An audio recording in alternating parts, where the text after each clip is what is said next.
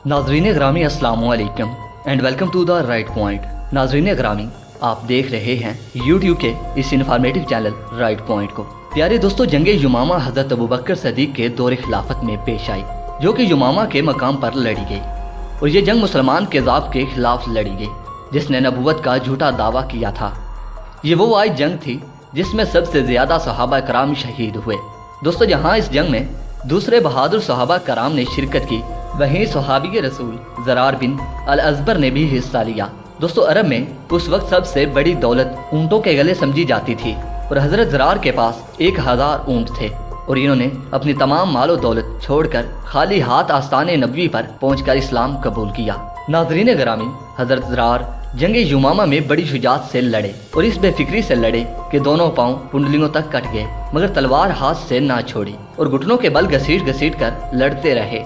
दोस्तों, इन्हीं सहाबा कराम को देखते हुए पाकिस्तान आर्मी ने अपने एक टैंक का नाम अल ज़रार रखा है। दोस्तों, अल ज़रार सेकंड जनरेशन में बैटल टैंक है जो कि 2004 से अब तक पाक आर्मी में मौजूद है।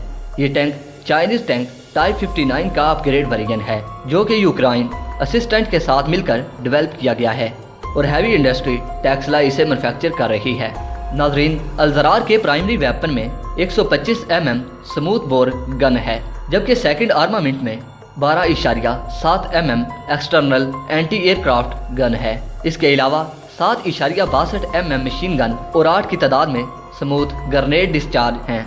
और नाजरीन, अल ज़रार की मैक्सिमम स्पीड 65 किलोमीटर पर हाविर है, जबकि इसका वजन 44 टन है। इसके अलावा इसके क्रू मेंबर की तादाद 4 है, जो कि कमांडर, गनर, लोडर और ड्राइवर है। इसकी ऑपरेशनल रेंज 450 किलोमीटर है। प्यारे दोस्तों, पाकिस्तान आर्मी की तरफ से डिसाइड किया गया कि टाइप 59 टैंक्स को बड़ी तादाद में रिप्लेस नहीं किया जा सकता, सो इसे 1990 में हैवी इंडस्ट्री टेक्सला के जरिए अपग्रेड करने का मंसूबा शुरू किया गया। प्यारे दोस्तों, अपग्रेड मिशन प्रोग्राम के तहत टाइप 59 टैंक की फायर पावर और रिप्रोडक्शन को जदीद जंगी तकाज़ों के मुताबिक अपग्रेड करना था। अपग्रेड प्रोग्राम का पहला मिशन 1997 में मुकम्मल किया गया। दोस्तों, दूसरा मिशन 1998 में शुरू किया गया और इसी तरह 2004 तक ये मिशन भी मुकम्मल कर लिया गया। और टाइप 59 का अपडेट वर्जन अल ज़रार का पहला बैच, जिसमें 88 अल ज़रार टैंक्स थे, नाजरीन 26 फरवरी 2004 को जंगी बेड़े में शामिल कर लिए गए। दोस्तों, अल ज़रार की प्राइमरी आर्मामेंट में 125 mm स्मूथ बोर गन है। नाजरीन, आपको बताता चलूं कि इसमें 2 किस्म की बैरल इस्तेमाल की जाती है, एक स्मूथ बोर और दूसरी राइफल बैरल। नाजरीन, राइफल बैरल के अंदर ग्रोव्स होती हैं और नाजरीन इसी बैरल से निकला राउंड फुटबॉल की तरह स्पिन करता हुआ जाता है, जबकि स्मूथ बोर बैरल इसके बरक्स होती है। दोस्तों, जदीद टैंक्स में स्मूथ बोर बैरल ही इस्तेमाल हो रही हैं। दोस्तों, यही वजह है कि smooth bore barrel rifle barrel की निस्बत ज़्यादा इस्तेमाल की जाती है। दोस्तों, ये गन ऑटोमेटिक अपलोड गन है। अल ज़रार टैंक को पावर देने के लिए डीजल इंजन मौजूद हैं, जिसकी आउटपुट 730 हार्स पावर है।